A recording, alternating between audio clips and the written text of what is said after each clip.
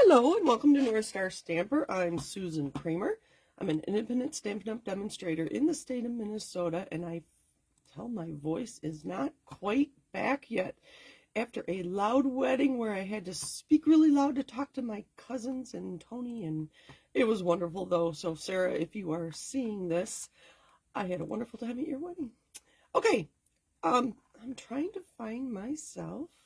Oh, there we go. I have it set differently. All right.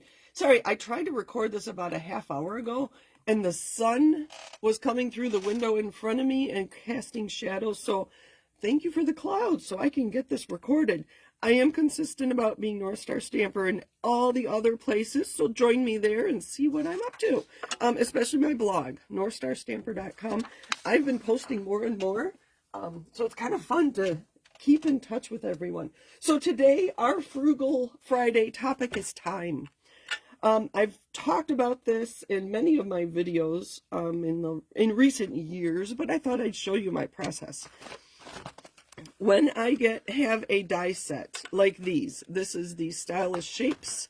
I have Something Fancy, Spotlight on Nature, and Perennial Postage. These are probably my 4 most used die sets.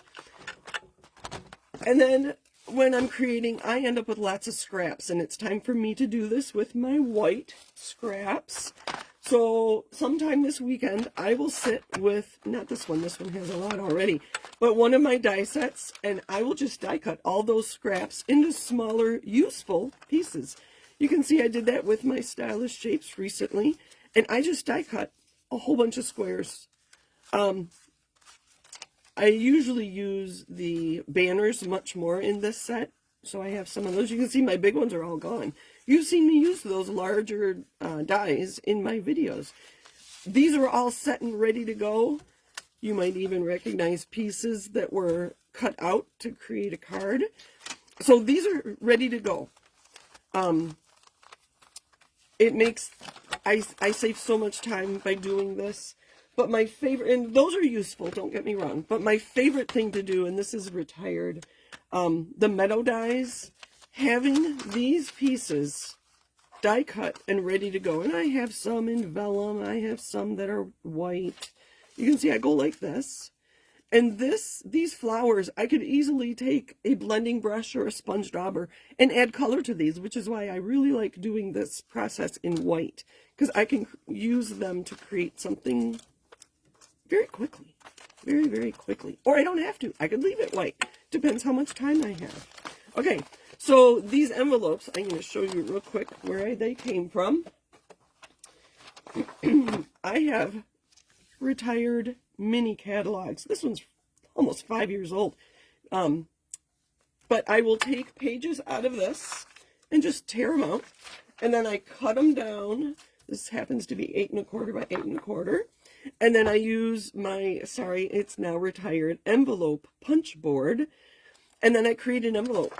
So I just did this morning, and I will fold it into an envelope. And then this is what I store those die cuts in. And they go right in the envelope with the dies. So I know where to find them. I don't have to go rummaging through somewhere else. And then that's ready for dies for my next one. To create a quick card like this, I would take a die from one of my envelopes, and these I just put in here. Let's see, I probably won't make a card, but you get the idea.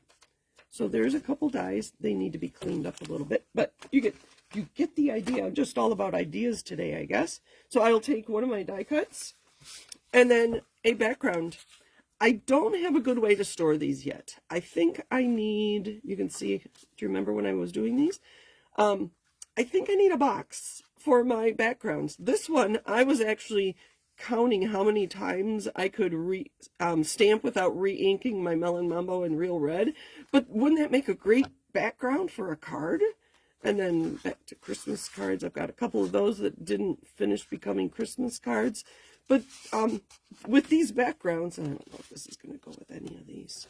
This one, maybe. Oh, this would be kind of interesting. Put that on a card layer. I don't like those colors. This one. Put that on a card layer I'd probably put something, see, here come the ideas. I would probably take, well, this will work. A circle. Oh, this one, that was too big. But just play around. I don't have any big circles. Hold on. So, something fancy. Take one of these larger. I don't have one larger. There we go. So this was already done. My background, my die cut that and that. Add another die cut with a sentiment. Put it on a card layer and you're done in minutes. So keeping organized, keeping yours. You see those didn't even make it into the envelope. Pre-die cutting. When you have time to be creative, you don't have a card you need to make, but you want to get organized, just die cut some of your scraps and have them ready to go. Look at all these. Ready to go. Some are from paper or whatever. Have them handy with the die cuts. I don't have a way to keep my pre-punched shapes. Maybe an envelopes by, I'm just thinking out loud here. If I create envelopes for each punch I have, and then when I punch pieces out of a layer in my card, that was one of my first Frugal Friday videos, keep those handy, and then they're pre-punched, ready to go. And instead of die cut shapes, you could use punch shapes. So there's an idea for saving time. Spend the time up front so you have the pieces ready to go, and then when you need a card in 5 minutes, you can create one in 5 minutes. Thank you for joining me. Happy Friday, happy stamping, and I'll see you next time. Take care. Bye.